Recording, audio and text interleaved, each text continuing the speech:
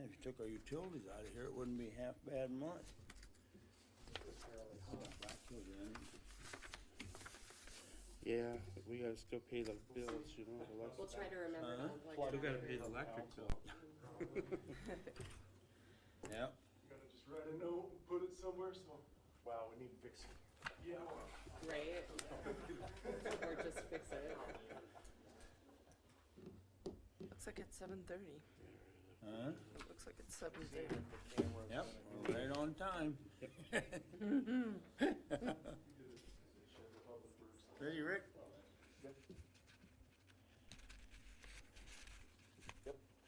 Good morning. We'll call our Municipal Utility Board meeting to order here. Consider our consent calendar, approval of the agenda and minutes. I had one, just one thing on the minutes. We should change, you know, the bottom, it's approved Right, by the yeah. chair, but attested by Faye Bueno or Mark Karstensen, he's no longer the mayor. Those are in the process of being changed. They're actually in the program and we haven't got them They just changed. haven't printed out yet. Yeah, correct. Okay. Same thing with Faye. Yeah, Did you say yeah. Faye? Yeah, I said Faye and Mark. But other than that, I'd make a motion to approve both the agenda and the minutes. Okay, I'll second. so approved. Claims? Rick, what was, well, number 8, what was our total cost We'll estimate? go over that. That's Oh, part you're of, gonna go over part of it? the report, yeah. Okay, cause I see here we spent a chunk just on you know. Okay,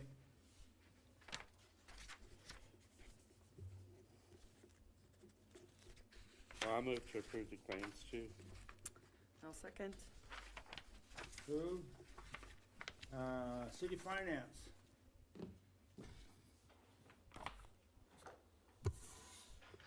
Good morning. Not much to report today. We are doing the shut-offs today. Jenny started with 6 pages. She's down to 12 this morning, 12 people.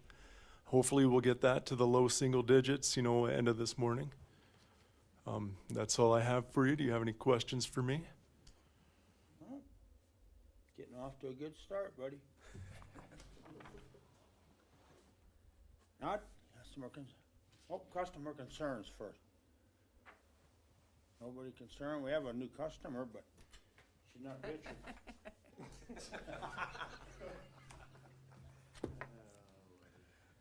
Water superintendent's report. Good morning. Morning, Ted. Good morning, John. So on the screen behind you is basically last year in review. This is part of what takes me a while to get this going is I wait for this from the state. Basically, the Daner sends us a consumer confidence report and tells us how we did according to them. We've got 19 years of well, supplying safe drinking water. That's an award they give to anyone who hasn't had a compliance issue. So that's a good run. 19 years is really good. Any questions on that slide? Okay. This is what they test us for when they come and visit. It also includes the lead and copper test from 2 years ago. This year we will be sampling for lead and copper again. It's our third year to do that, and we do it every 3 years. Those are just some basic analysis. All of our analysis are available on the city website that we have done, even projects for bacteria samples. Any questions on that slide? I'm still reading.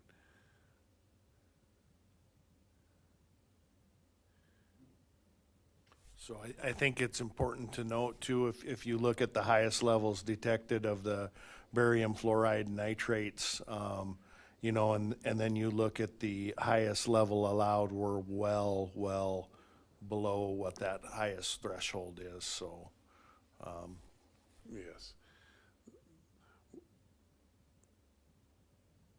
Good. Okay. This is the water loss spreadsheet that I use. I like. It isn't the complete spreadsheet, but it gives you the gist of it. The top Excel portion is what wells were running, how much they produced.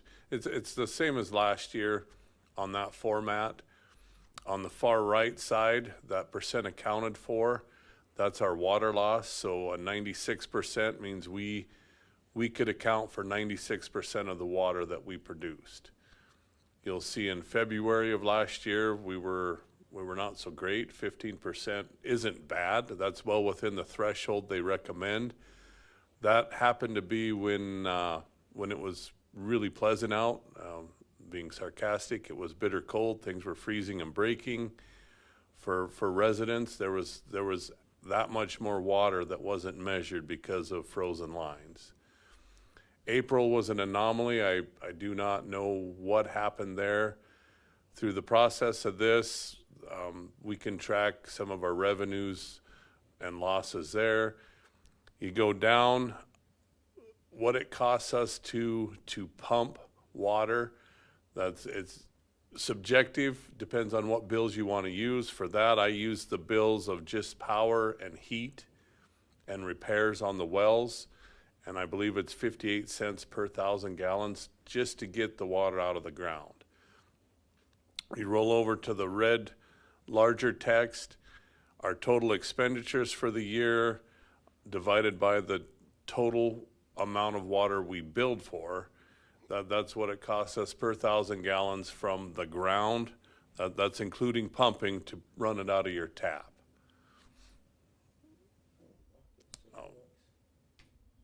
Where's the extra, how come $6 more? I mean, I would think the well, you know what I mean, getting up out of there would be our biggest expenses. So the other expense is gonna include wages, repairs, all other maintenance. Okay. So the well is just that portion. It's the actual utilities at the well head and the chemicals we put in it. That's all that's figured in there. No labor, none of that included, none of our other That's repairs. just production costs. Yeah, that's, Okay.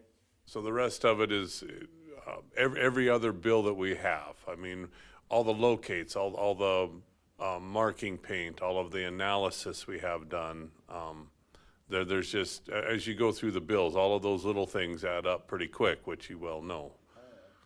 Engineering costs, any new projects, that's figured in there as well.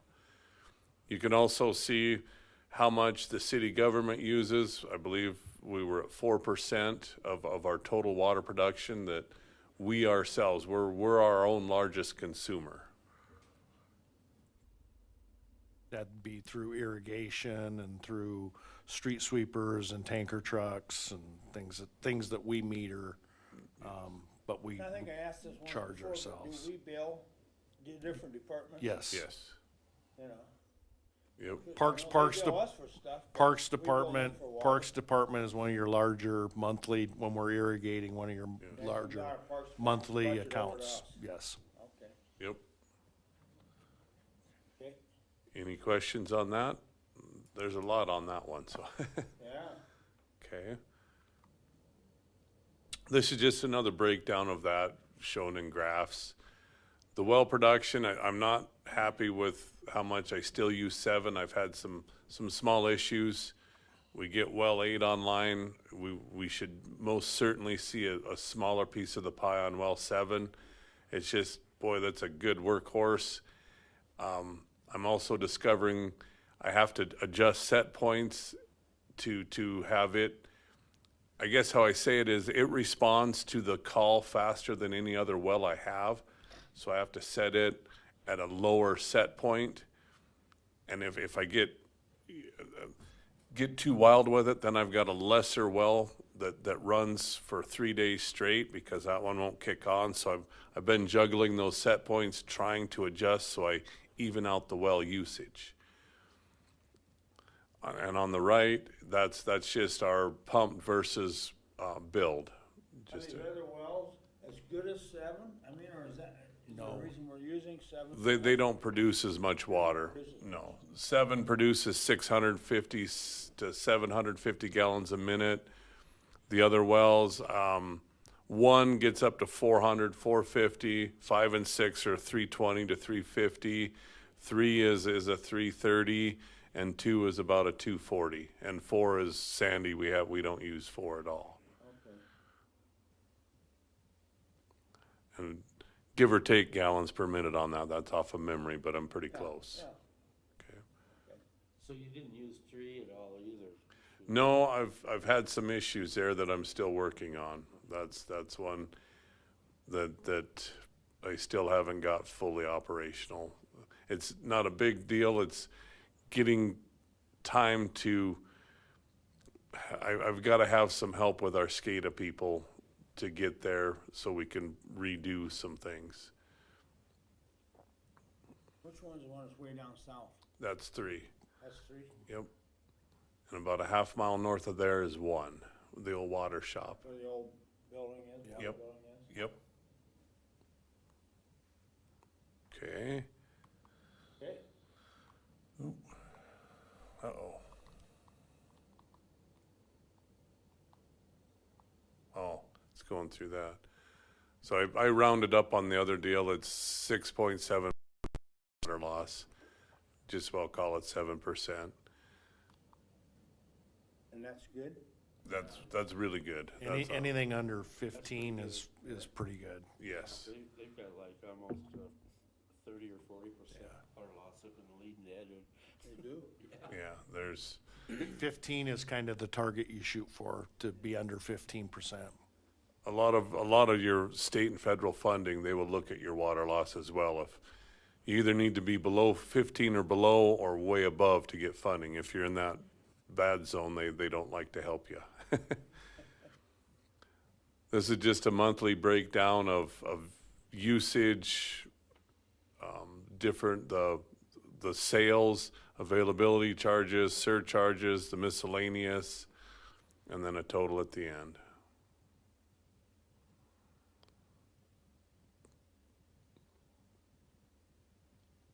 It was a wet year last year, that's why our revenue is down. I mean, it rained a bunch. Unfortunately, with the world today, they push for water conservation, but our revenue is based on watering grass a lot. I mean, Yeah. okay.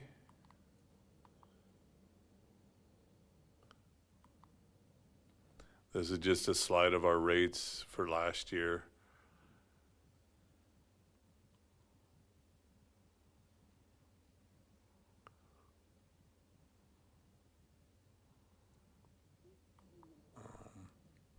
This is our water leaks last year. There were 4. Easier to put on one Google Earth slide this time, but it's still hard to really get the image out there. 3 of them were on I-90 there. We did replace, I've got a slide coming for that. We replaced a big portion of that. We went online, and just outside of what we replaced, another leak showed up when we repressured everything. That's gonna be one of our new spots to deal with, I'm afraid. It's the leaks there were caused by improper bedding, is my assessment. In the old days, they just kind of buried with whatever was there, and what I found is it's large rocks that were sitting on top with the vibration. It slowly just weakens the ductile iron until it blows out. So that's just one of those. I put in the 60s when that interstate was. It's They predate the interstate. yeah. Predate the interstate.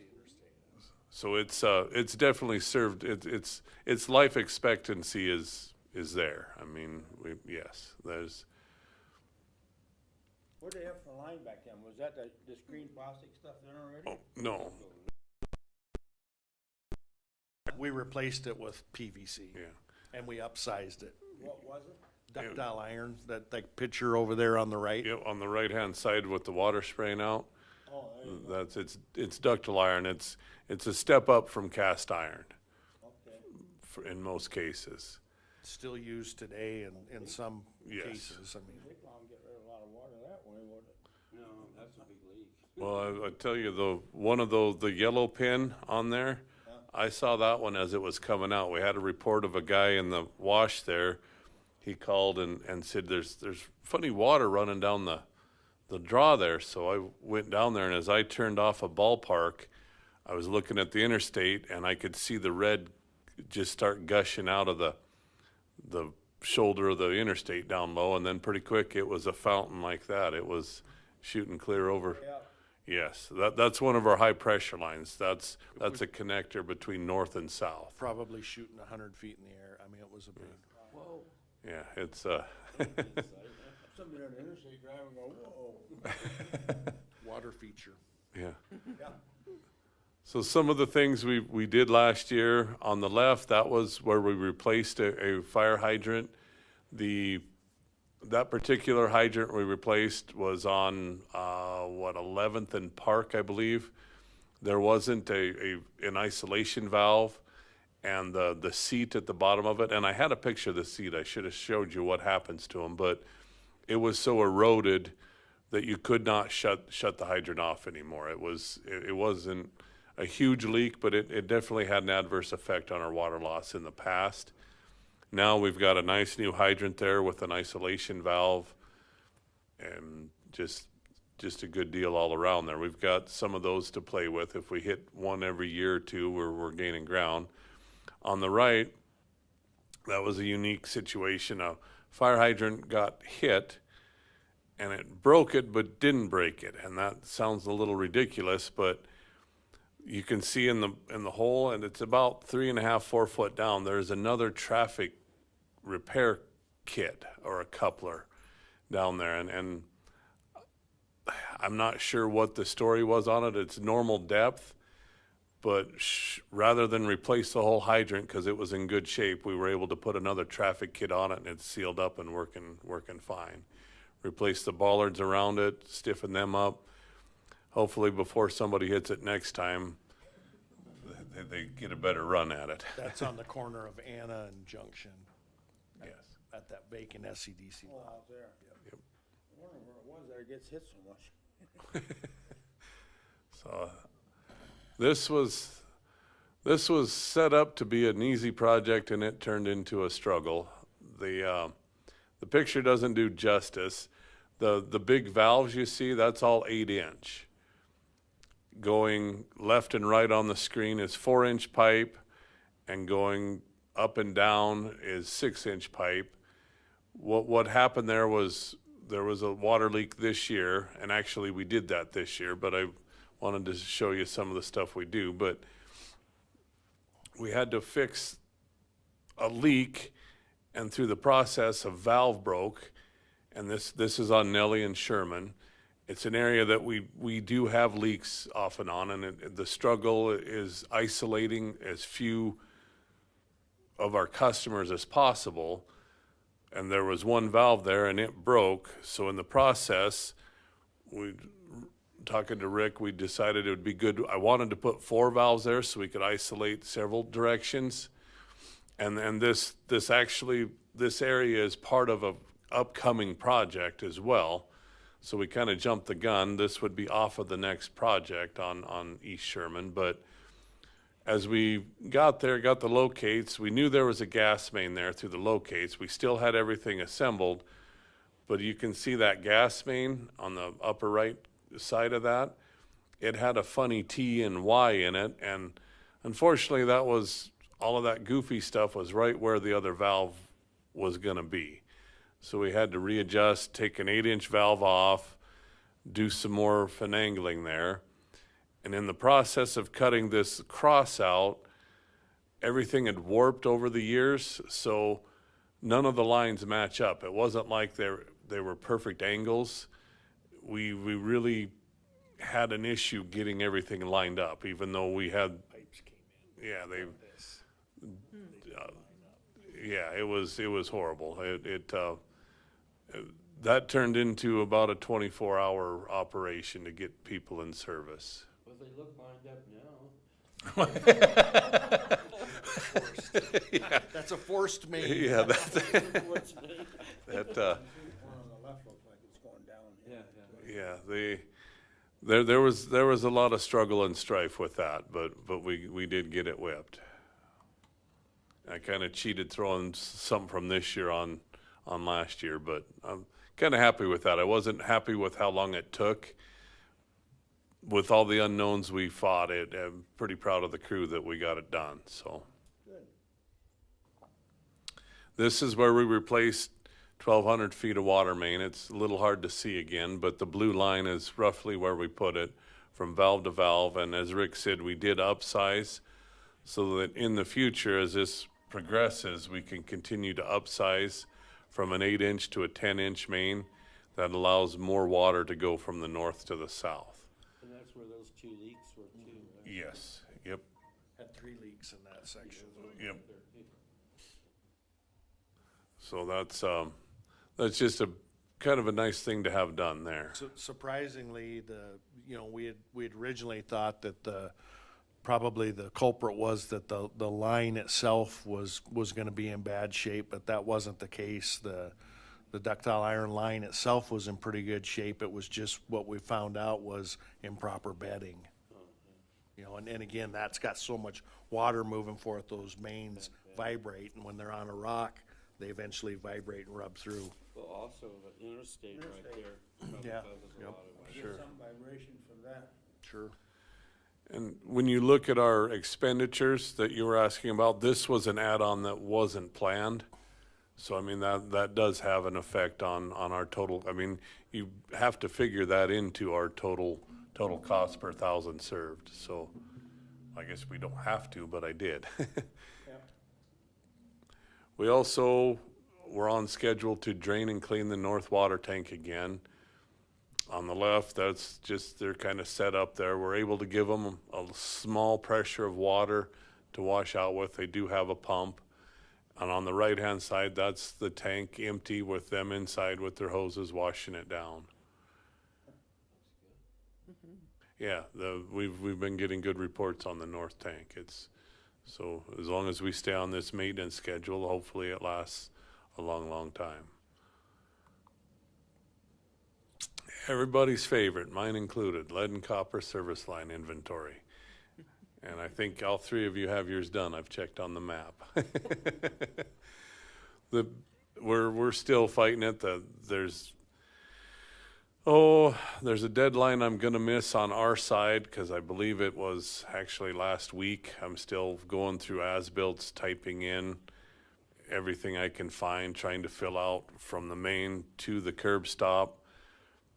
They're not, I guess I'll put it this way, we're still ahead of most of the other towns that I've checked with.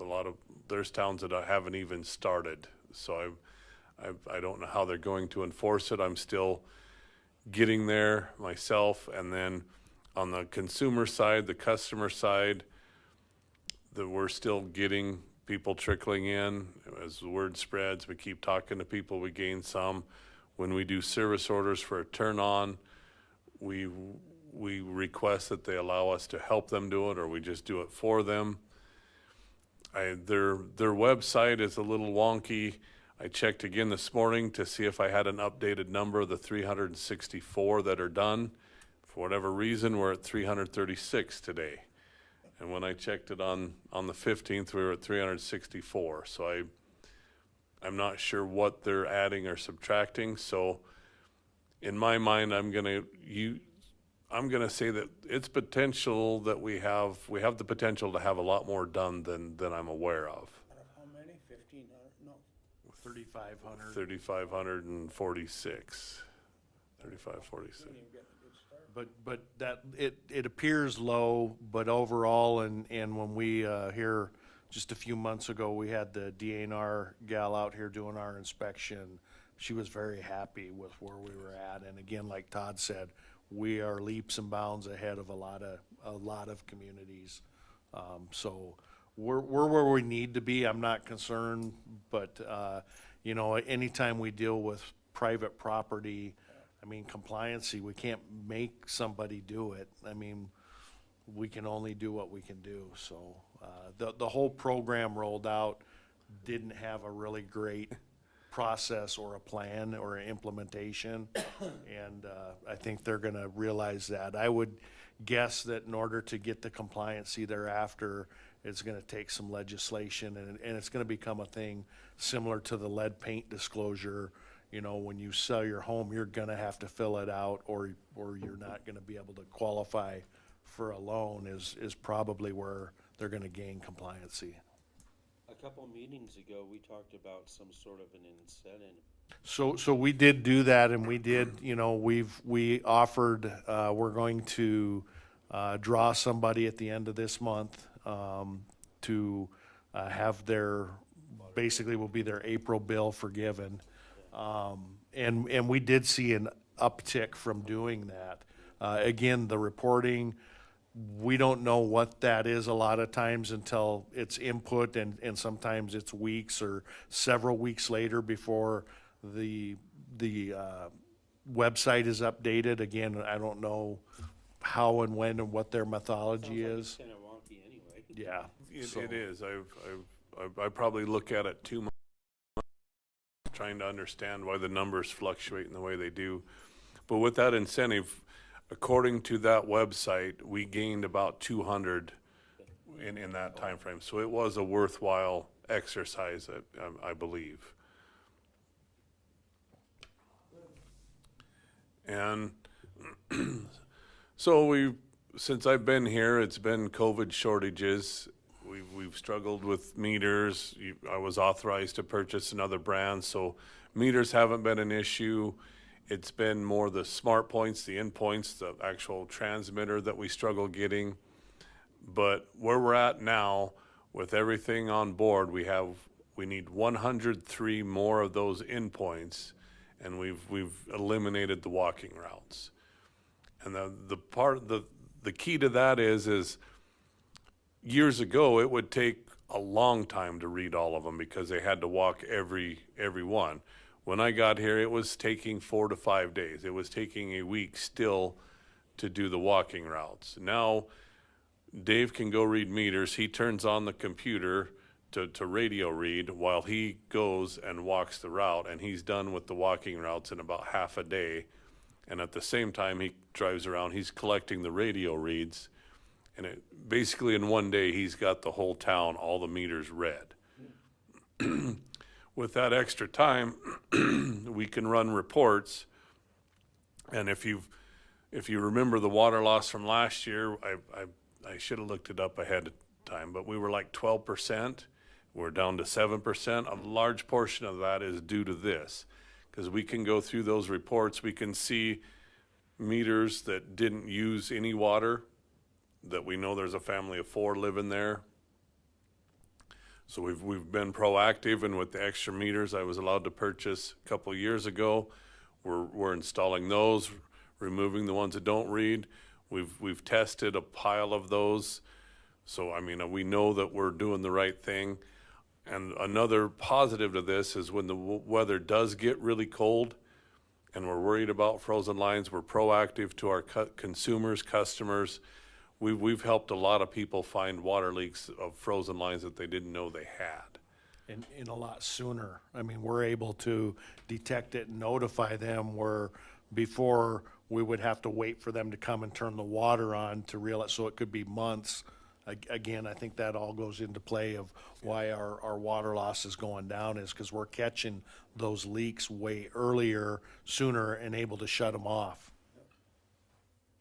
Now, having said all of that, we don't catch them all. I don't want, so, well, geez, you didn't catch my lake. Well, we try awful hard, but we catch a lot of things. So it's really great that we're where we're at, and I'm hoping that we can get it half or all of those done in the next year, so that we're done with the walking routes.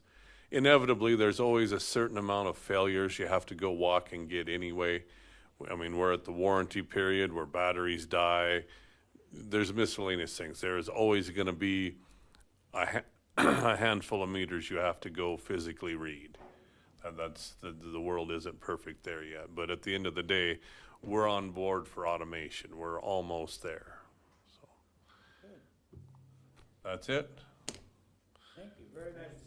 Thanks, You Todd. you have to send that into the state, is that what you said? No. State sends it to. We have to, we have to give you guys an annual report each year, and then also we forward this to the council and put it on our website. There's one report that the state gives me, and that was the first couple slides that I'd like to put in here. Very good report, those are some good figures. Public Works. So, really the only thing I wanted to go over with you guys this morning is, last week we did open up our Well 8 improvement project, which consisted of 3 schedules. We had the Schedule A project, which includes drilling of the well performance test, and setting of the pump and casing. Schedule B is the construction of the new well house, the process piping, the booster pumps, chemical feed, electrical, mechanical, and the parking lot for that building. And then Schedule C is the installation of the water main and the access road, and that'll be tying back into our existing system out on Vinacher Drive. So the bid results that we got for Schedule A, we received 4 bids. The low bidder for drilling the well was Keller Drilling out of North Dakota. Their bid price was $1,047,432.50. Engineer's estimate on that was $1,402,804.00. So we were right in the ballpark there, just a little under $400,000 less than what the engineer had estimated. Again, that's a well that we intend to drill 1,700 feet into the Madison. So we were pretty happy with that. We weren't necessarily familiar with Keller Drilling, but we have researched and checked their references. It seems like everybody that we've checked has had good results with them, so we're pretty happy to look forward to working with them. Said they're out of North Dakota. Right, yep. For Schedule B on that well house project, we received 2 bids. RCS was the low bidder at $3,462,567.77. Engineer's estimate on that project was $2,844,962. So we were a little bit over engineer's estimate on that. We have went back and revisited it with the engineer. Todd and I looked at it, and we've come up with a solution that we're going to add some value-added engineering to this project, and actually we're going to remove, up at the north tank, we had a new building being put in there that we were going to remove the electrical out of the pit and get it above ground and separated from the valving. That building itself, it was very expensive, so we're gonna remove that building, and we're actually gonna put the electrical just in a standalone electrical cabinet, a panel, instead of in a building, and that should reduce that price and get it underneath of that engineer's estimate. So we don't have any concerns there. The Schedule C, which was the water main portion of the project, we did receive 5 bids there. Wilson Construction was the low bidder at $470,284.50.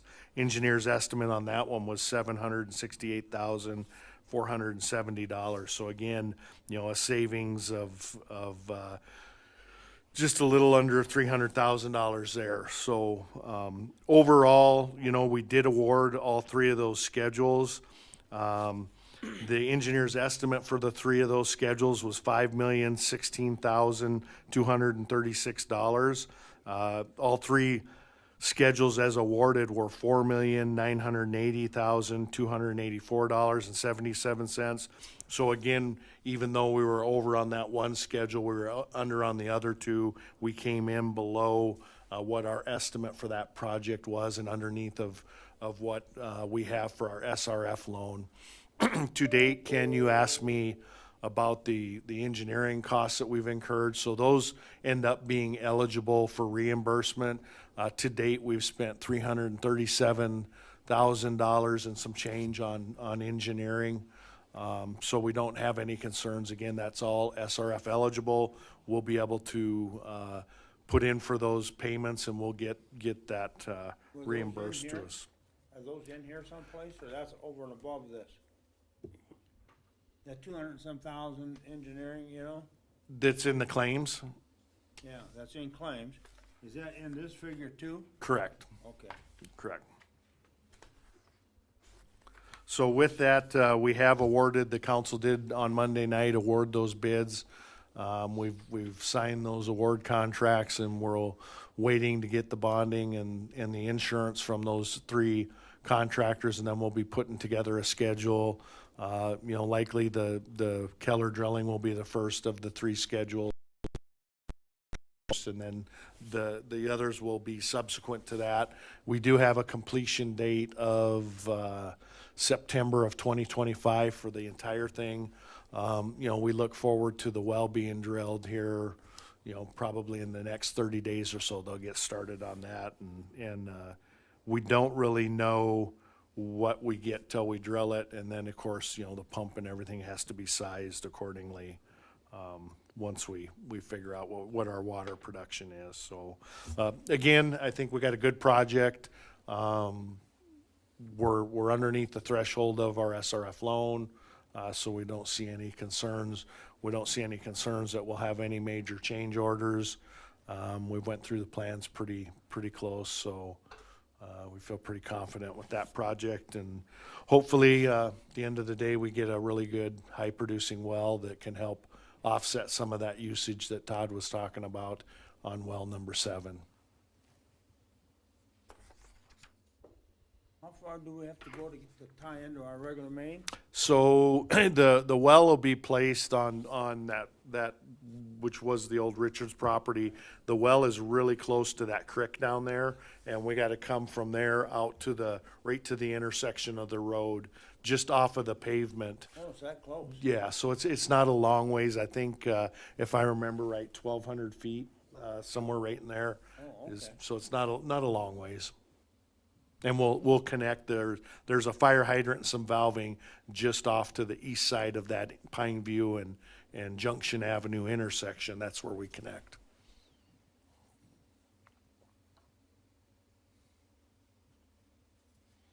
Okay. Good.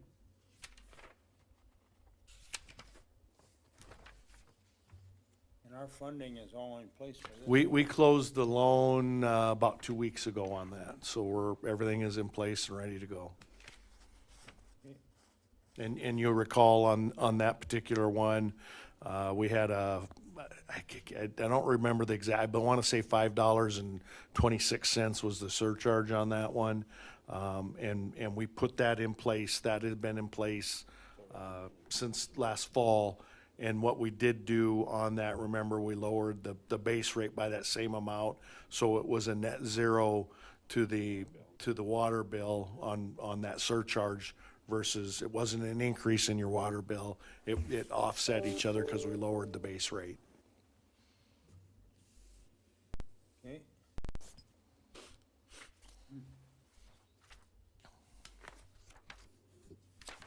Good, thank you. And then did you tell me, I was driving around there, they checking stuff out that, on the south end of town down there, where they put that new street in there behind the other ones? New The Street. contractor just finished it. Correct. The contractors paid for the bulk of that, right? Installing that line and everything, we didn't? Correct. That was a TIF. That was, Oh, okay, correct. yep. But it didn't come out of our budget? No. Per se, No. okay. I see that's all done, drove through that. They've got the final lift they're working on the pavement is all they really have left, and a few sections of sidewalk. Other than that, yeah, it's pretty much Yeah, complete. lines and everything, it looked like. Water lines, sewer, storm yeah, sewers, that all too. in. Yep. Okay. And then, when they did that, then they stubbed into the property lines, Correct. They stubbed out sewer and water to every lot. or Yep. out here, so it won't cost, if somebody wants to build, we don't have to go ahead and tap here and drain it all Nope, back all up. the taps and service lines And are in, It's up to them to match that correct, when they build their house, yep. okay? Okay? Thank you. Anything else? Nothing else. Public hearings? Nothing? Old business? New business?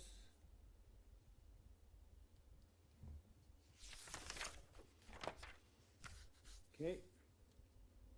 Other matters that may come before the board? Nobody has anything to bring up? I don't believe so. Okay. Executive session, we don't need one. Okay. Number 13. Motion to adjourn. Second. I would like to just express our gratitude to you, Ken, in your years of service to the MUB. Been a pleasure to work with you, and thank you. We'll Interesting. miss seeing your smiling face every third Tuesday. So, Get a but better looking one now. thank you. And welcome, Bernie. Oh, okay. Well, thank you, appreciate it. Yeah, yeah. So, anyways, thank you, Ken. You bet. Yes, Been thank you. interesting, Thank you. yeah. How many years, Ken? Vern? You were here when I got here. Yeah, how many Okay. years? Huh? How many years were you on Bernie this wanted board? to know how many years. 12, I think, right? I think it was 12 years.